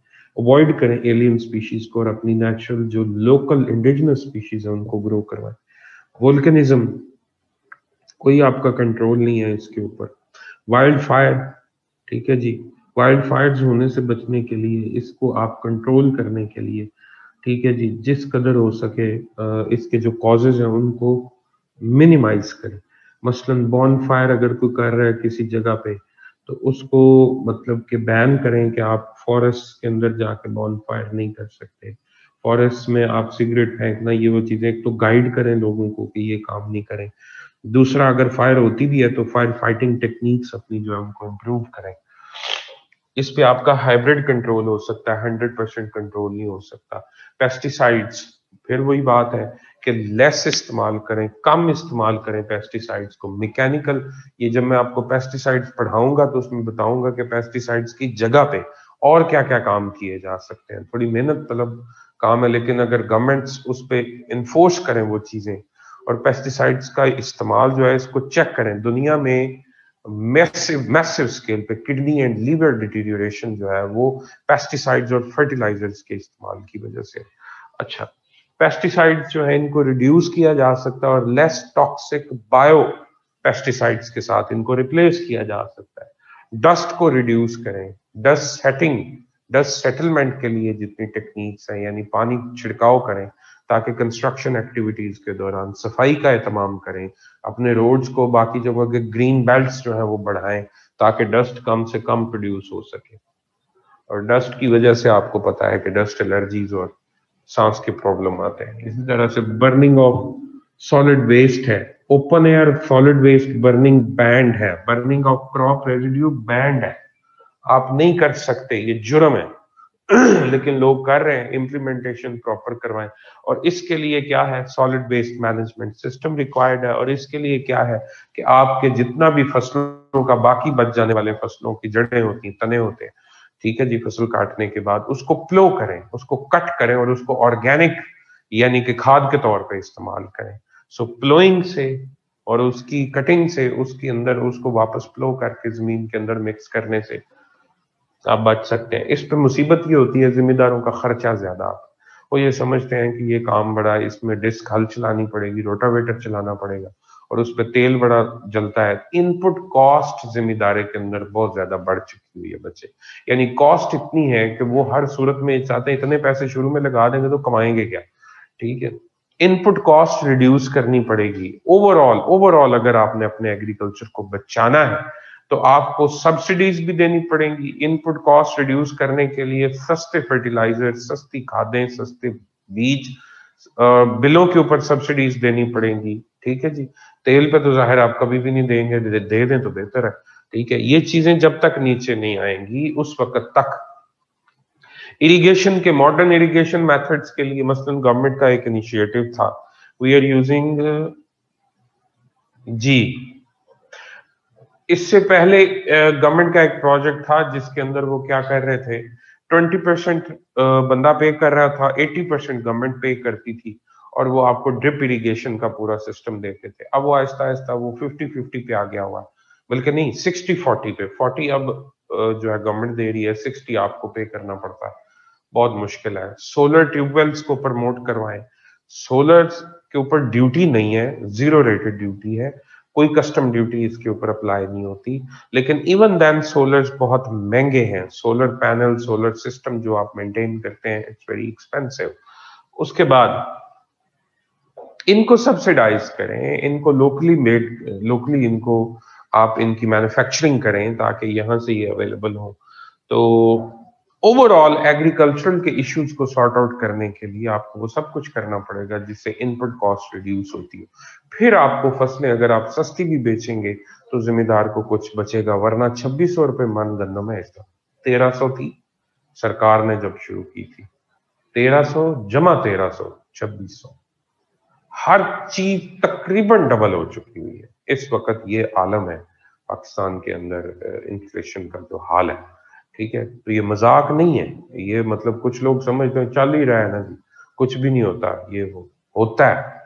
जो लोग हलाल खाते हैं, जो लोग कमाई करते हैं, उनको पूछें, वो आपको बताएंगे वो कितनी मुश्किल, ठीक है जी। और बाकी लोग जिनकी इनकम अच्छी खासी है वो भी बेचारे अब मर मर आके वो यूं समझें कि वो किचन ही पूरा कर रहे हैं। बहुत अमीर लोग जो उनके लिए प्रॉब्लम नहीं होगी, मिडिल क्लास, लोअर क्लास शदीद परेशान, ठीक है जी। कोई कंट्रोल नहीं है, प्राइस कंट्रोल कमेटी नहीं है। और एग्रीकल्चर के अंदर जब तक इनपुट कॉस्ट आप रिड्यूस नहीं करेंगे, आप कॉस्ट नीचे नहीं लेके आ सकते। ओवरऑल यील्ड आपकी रिड्यूस हो चुकी है पाकिस्तान के अंदर। एग्रीकल्चर के अंदर जो रिसर्च है वो ना होने के बराबर है। आपके हाइब्रिड सीड्स की प्रोडक्शन यहाँ पे नहीं है। इंडिया आपसे कई गुना आगे है हाइब्रिड सीड्स के अंदर। आपके तमाम पुराने सीड्स जो हैं उनका इस वक्त ये आलम है कि उनकी प्रोडक्शन हाफ पे आ चुकी है। वो चाहे चावल हो, वो चाहे गंदम हो, ठीक है जी, मकई हो, कोई भी फसल आप ले लें, यील्ड नीचे गिरती जा रही, ठीक है। तो इसको एक ऊपर से एनवायरमेंटल चेंजेस जो हैं वो अपना रोल प्ले कर रही हैं। आपको जो सीड्स हैं उनकी क्वालिटी को इंप्रूव करना पड़ेगा।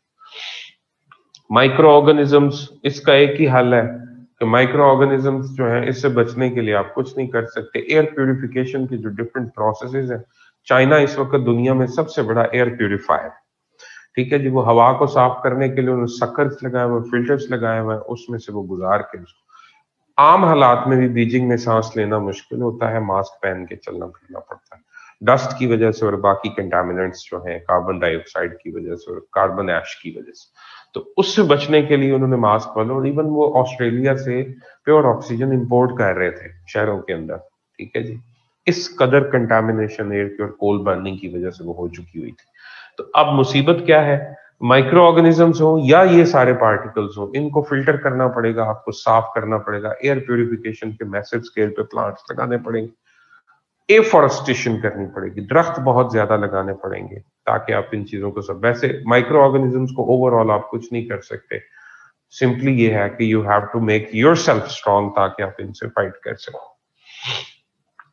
नेचुरल मीथेन रिलीज है लाइव स्टॉक से, मीथेन रिलीज होती है, जानवर रिलीज करते हैं, गोबर से रिलीज होती है, ठीक है जी। पैडी राइस से भी रिलीज होती है, लेकिन इसके मैसिव जो इमिशंस होते हैं वो अंडर सी वाटर होते हैं, ठीक है जी। या जो गैस लीकेजेस होते हैं, ऑयल एंड गैस के जो पूल्स होते हैं उनमें से, अंडरग्राउंड पूल वो क्रैक होते हैं, उसमें से गैस लीकेजेस होती है। सो इसका आपके पास कोई ओवरऑल कोई सोल्यूशन नहीं है, ये एक नेचुरल फिनोमिना है, अभी तक आप इसको रोक नहीं पाए, ना रोक सकते। सीएफसीज बैन कर दी गई, सीएफसीज की वजह से ओजोन डिप्लीट हो रही थी, ये ओजोन को अपने साथ फिक्स कर लेती हैं, परमानेंट कंपाउंड बना लेती हैं, ओजोन की कमी हो जाती है। सीएफसीज हो, एचसीएफसीज हो, सीएफसीज क्लोरोफ्लोरोकार्बन्स, हाइड्रोक्लोरोफ्लोरोकार्बन्स, और इसके बाद क्लोरीन, बरोमीन, आयोडीन, एस्टेटीन, यानी हेलेंस जो हैं, ये सारी की सारी गैसेस ओजोन को डिप्लीट करवा रही थी, इनके ऊपर बैन लग गया है। ये रेफ्रिजरेंट्स हैं, ये कूलेंट्स हैं, इनके ऊपर बैन है, सीएफसीज अब इंपोर्ट नहीं हो सकती। आप फ्रिज खरीदें, उस पर लिखा होता है सीएफसी फ्री, 100% सीएफसी फ्री, ठीक है जी। इनके रिप्लेसमेंट्स आ चुके हुए हैं, कोई और गैसेस आ गई हुई हैं जो ओजोन को भी डैमेज नहीं करती और कूलिंग के लिए भी सारा काम करती। सो कहने का मकसद ये है कि इस पे कंट्रोल आप काफी हद तक, Germany, France CFC free country declare हो चुके हैं, पाकिस्तान भी बहुत अनकरीब जाने वाला, और ओजोन दोबारा रिपेयर हो रही है। इसका मतलब ये है कि अगर natural phenomena, ozone has now recovered cause of, जी जी बिल्कुल, अगर आप इन चीजों को रोकेंगे तो आप नेचुरल फिनोमेना को बेहतर कर सकते हैं। इसी तरह ग्लोबल वार्मिंग के ऊपर भी रोने धोने की इतनी जरूरत नहीं है। ग्लोबल वार्मिंग अगर इंसान चाहे, कोशिश करें, तो उसके रेट ऑफ जो हीटिंग है इस वक्त ग्लोब का, उसको रिड्यूस किया जा सकता है। तो अपने लिए एक लाइफ स्पैन, एक लिमिट ऑफ टाइम जो है उसको बढ़ाया जा सकता है। डिफॉरेस्टेशन जो है ये बहुत बड़ी कॉज है, तो इसका क्या है, आपको दरख्त लगाने पड़ेंगे और दरख्तों की कटाई जो है इसको रोकना पड़ेगा। Is it okay? Done? Okay ji.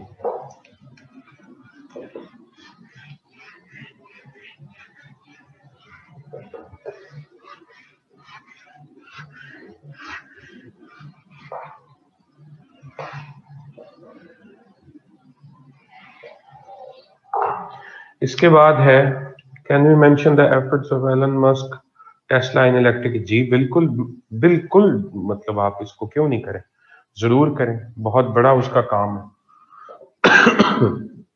Charging cars के अंदर टेस्ला का और बाकी चीज, लेकिन इस टेक्नोलॉजी को सस्ता होना चाहिए। ये टेक्नोलॉजी जब तक कॉमन नहीं होगी उस वक्त तक बात नहीं बनेगी। उसके बाद है जनाब लैंड पोल्यूशन।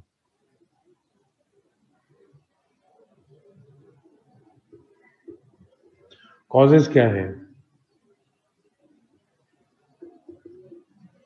नंबर 1 कॉज जमीन के पोल्यूट होने का क्या है? Pesticides and fertilisers.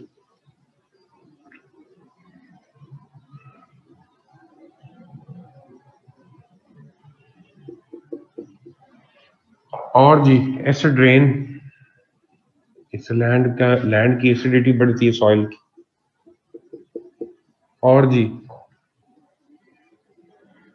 Solid waste यानी प्लास्टिक्स। और जी माइनिंग।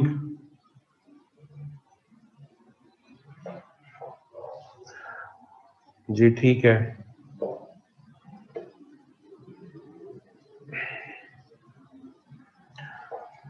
डिफॉरेस्टेशन और अल्हम्दुलिल्लाह, सॉरी बच्चे। अच्छा जी, उसके बाद अर्बनाइजेशन ठीक है, बिल्कुल दुरुस्त है।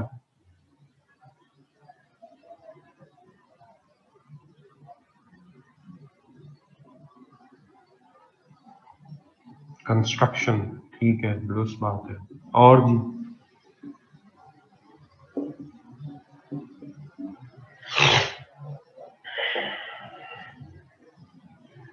ये डंपिंग सारी इसमें ही आ गई ना, सॉलिड वेस्ट के अंदर। ठीक है, न्यूक्लियर वेस्ट डंपिंग, उससे लैंड सारी तबाह हो जाती है।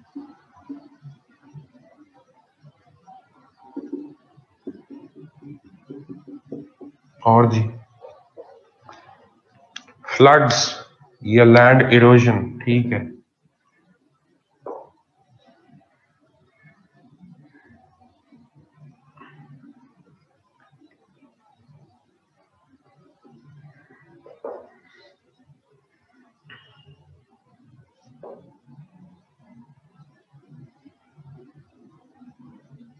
Karst topography. और जी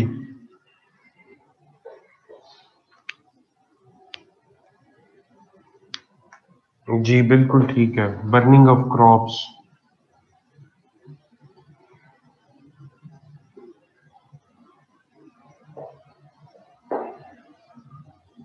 वाइल्ड फायर, उससे भी यही काम होता है।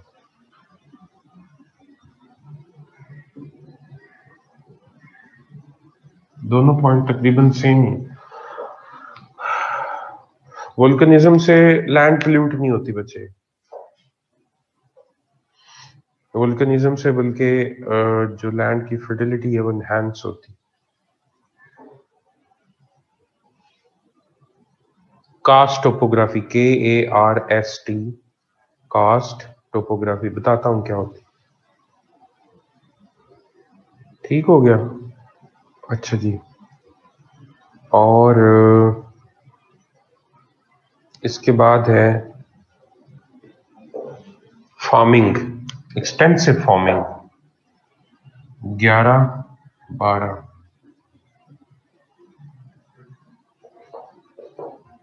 एक्सटेंसिव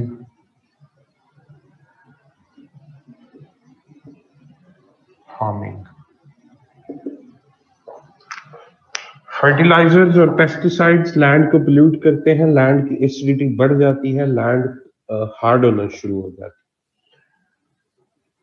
है। एसिड रेन से भी एसिडिटी बढ़ती है।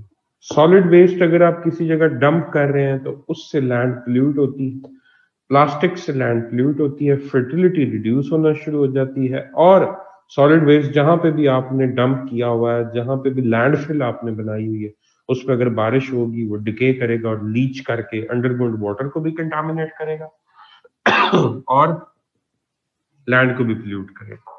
माइनिंग एक्टिविटीज जहां पे होती हैं वहां पे, जैसे कोल माइनिंग अगर आप लेते हैं तो वो लैंड किसी काम की नहीं रह जाती, उसके नीचे माइंस बनती हैं, उसके ऊपर कोई एक्टिविटी आप नहीं कर सकते, जमीन बेकार हो जाती है सारे की सारे। ओवर ग्रेजिंग वो उसी में एक्सटेंसिव फार्मिंग नहीं आएगा। माइनिंग की वजह से एक तो नीचे केव्स बन जाती हैं, आप ऊपर कोई हैवी एक्टिविटी नहीं कर सकते, एग्रीकल्चर नहीं कर सकते। दूसरा मसला क्या होता है कि पूरे एरिया में जो कोल की ऐश है वो जगह जगह फैली होती है और कार्बन की वजह से लैंड पोल्यूट हो रही होती है। डिफॉरेस्टेशन समझाने की जरूरत नहीं है, इससे लैंड पोल्यूट होती है। ठीक है जी, लैंड इरोड होती है, जो फर्टाइल सॉइल आपकी वो इरोड होना शुरू हो जाती है। वाइल्ड लाइफ, जब भी आग लगेगी तो अपर पैन जो है सॉइल का वो बर्न हो जाता है। एक्सटेंसिव फार्मिंग, जब आप बहुत ज्यादा फसलें लगाएंगे, बिल्कुल भी जमीन को फ्री होने का टाइम नहीं देंगे, तो उसके न्यूट्रिएंट्स जो है वो लॉस्ट हो जाते हैं और जमीन की फर्टिलिटी रिड्यूस हो जाती है। अर्बनाइजेशन एंड कंस्ट्रक्शन से क्या होता है, आप बहुत ज्यादा शहर बना रहे हैं, अपनी काबिल जमीनें जो है, पूरे पाकिस्तान को छोड़े पूरी दुनिया को देख लें, दुनिया पागल होगी। ठीक है जी, तो किस में जा रही, रियल एस्टेट के अंडर उन्होंने सारी जमीनें, बल्कि इस पे तो अगले दिन कोई जज साहब थे वो भी पीट रहे थे कि लाहौर वो लाहौर ही नहीं रह गया, पता ही नहीं लगता क्या करने वाले हैं आप इसके साथ। तो इसको रिड्यूस करें। ओवर जितनी भी ये हाउसिंग सोसाइटीज हैं, पहले अभी मैं आपके साथ खपा हूं कि ये एलीट क्लस्टर्स है, ये नीड बेस्ड हाउसिंग सोसाइटीज नहीं है। लोगों के अच्छे भले घर होते हैं और उनको एहसास कमतरी शुरू हो जाता है कि हमारा DHA में घर क्यों नहीं। ठीक है, और ये बहुत बड़ी मेंटल सिकनेस है। इससे अगला पॉइंट आपको बताऊं, और एक सोशल इम्पैक्ट बताऊं। किसी गली मोहल्ले में अगर कोई खाता पीता घर हो बच्चे, तो उसके बाद बड़ा हौसला होता है। जो लोग थोड़े गरीब होते हैं, अफोर्ड नहीं कर पाते, उनको उम्मीद होती है कि यहाँ से हमारी कोई खुदा न खास्ता जरूरत है, यहाँ से उधार पैसे मिल जाते हैं, एक कम्युनिटी का आपस में लिंक डेवलप होता है। लेकिन क्या सिचुएशन है, जिसके पास चार पैसे आते हैं वो शादरा छोड़ता है, वो गरीब मोहल्ला छोड़ता है, वो इचड़ा छोड़ता है, वो अपना कोई भी गांव छोड़ता है और किसी भी कॉलोनी में जाके बैठ जाता है, और वहां पे सारे वो लोग बैठे हुए हैं जिनको घर की जरूरत नहीं है, जिनके पास ऑलरेडी पैसे बहुत ज्यादा। सो ये आपने ट्रेंड डेवलप कर दिया हुआ है। अब हर बंदा, चाहे वो ऑलरेडी नॉर्मल हालत में क्यों नहीं, वो अपने स्टेटस को इंप्रूव करना चाहता है without being in involving in any profitable activity. ये नए घर बनाना और ये वो, यानी घर, अब प्रॉफिट ही क्या रह गया हुआ, घर बनाओ, सेल करो, लो। कोई प्रोडक्ट नहीं आप बना रहे, कोई कॉमोडिटी नहीं आप बना रहे। तो ग्रीस वाला हाल आपका हो सकता है, दुबई वाला हो सकता है, पुर्तगाल वाला हो सकता है, कि हर बंदे के पास प्लॉट हो लेकिन पैसे ना हो और बैंकक्रप्ट हो जाए। ये प्रॉब्लम हो चुकी है ऑलरेडी। यूरो क्राइसिस पढ़ लीजिएगा, आपको मेरी सारी बात की समझ आ जाएगी। न्यूक्लियर वेस्ट डंपिंग, जब आप न्यूक्लियर वेस्ट को डंप करते हैं, लैंड एक्वायर करते हैं, उस लैंड को कार्डन ऑफ करते हैं, उसके अंदर डिगिंग करते हैं, डबल कंक्रीट करते हैं, फिर उसके अंदर जाके वो न्यूक्लियर वेस्ट को डंप करते हैं। अब वो लैंड हमेशा के लिए, रेस्ट ऑफ योर लाइफ, वो बैरन होगी, खत्म होगी। वहां पे कोई इंसान मूव नहीं कर सकता, कोई एक्टिविटी नहीं हो सकती, क्योंकि वो रेडिएशन होती हैं उससे बचने के लिए। सो वो सारे की सारी लैंड फारग। फ्लड्स सॉइल इरोजन करवाते हैं, ठीक है जी, और इससे जो है वो euro crisis, Tahira Khan.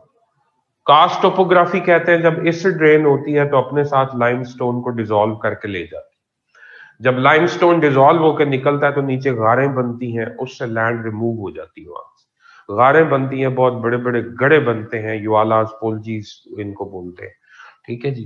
Cast topography से मुराद फॉर्मेशन ऑफ केव्स, गारें बनने का प्रोसेस है, और इस प्रोसेस के अंदर acid rain major role play कर रही होती है। और लाइमस्टोन यानी कैल्शियम कार्बोनेट से बनने वाली चूने का पत्थर, जो रॉक होती है, उसको डिसॉल्व करके लेके जाती है।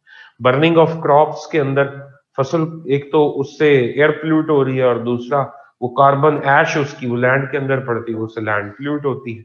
और फिर लैंड का जो अपर पैन होता है वो भी बर्न होता है, जिस तरह वाइल्ड फायर में बर्न होता है, ठीक है जी। हल क्या है? बायो फर्टिलाइजर, बायो पेस्टिसाइड पे जाए, acid rain, air pollution reduce करें, सॉलिड वेस्ट मैनेजमेंट पे जाएं, माइनिंग के प्रोसेस कंट्रोल्ड होने चाहिए, ठीक है जी। Modern mining process controlled processes होने चाहिए, जिससे पोल्यूशन कम से कम हो। डिफॉरेस्टेशन को एफॉरेस्टेशन, वाइल्ड फायर कंट्रोल करने के लिए मेथड्स है। फार्मिंग को, ये हम बोलते हैं, रोटेट करना होता है, रोटेशन पे क्रॉप्स को लेके आए, ठीक है जी। एक ही जमीन में हर दफा जब आप चावल चावल लगा रहे हैं तो उसके उसके न्यूट्रिएंट्स लीच कर जाते हैं। क्रॉप रोटेशन पे आपको जाना पड़ेगा। लैंड नई जो है वो काबिल काश्त बनानी पड़ेगी, ताकि आपकी पिछली जमीन जो है उसको अपनी फर्टिलिटी नेचुरली इनहेंस करने के लिए गैप मिल सके। अर्बनाइजेशन और कंस्ट्रक्शन जो है ये कंट्रोल्ड होनी चाहिए, इसके ऊपर आपको रेगुलेट करना पड़ेगा इसको। बड़े शहर बनाने से परहेज करें, जमीनें अपनी ए ग्रेड लैंड तबाह ना करें, जो एरेबल लैंड है उसको बर्बाद ना करें। डेजर्ट्स की तरफ जो आपकी जमीनें काबिल काश्त नहीं है, इंडस्ट्री और अर्बनाइजेशन को उधर शिफ्ट करें। न्यूक्लियर वेस्ट डंपिंग, जर्मनी की मिसाल आपको दे दो, 5 लाख से ऊपर आबादी नहीं वो जाने देते, आप नया शहर आबाद कर देते, स्टॉप लग जाता है, ब्रेक लग जाती है। पॉपुलेशन कंट्रोल, एक्सीलेंट, बिल्कुल पॉपुलेशन कंट्रोल करें। न्यूक्लियर वेस्ट डंपिंग जो है, इस पे तो आप कुछ नहीं कर सकते, ठीक है, ये तो होनी ही होनी है। फ्लड्स एंड सॉइल इरोजन जो है, फ्लडिंग को रोकने के लिए मेथड आपको बताएं। कास्ट टोपोग्राफी को रिड्यूस करना है तो एयर पोल्यूशन रिड्यूस करनी पड़ेगी, एसिड रेन रिड्यूस करनी पड़ेगी। बर्निंग ऑफ क्रॉप्स बैंड चीज है। मेरी तरफ से इतना ही, और इजाजत दीजिए, मैं ऑफिस से लेट हो रहा हूँ बहुत ज्यादा। मुझे अब 1 घंटा पूरा जाके ट्रेवल करके ऑफिस जाना पड़ेगा। ठीक हो गया? ओके बच्चे, अल्लाह हाफिज। थैंक यू, आप लोगों को आज जल्दी जगाया, माजरत।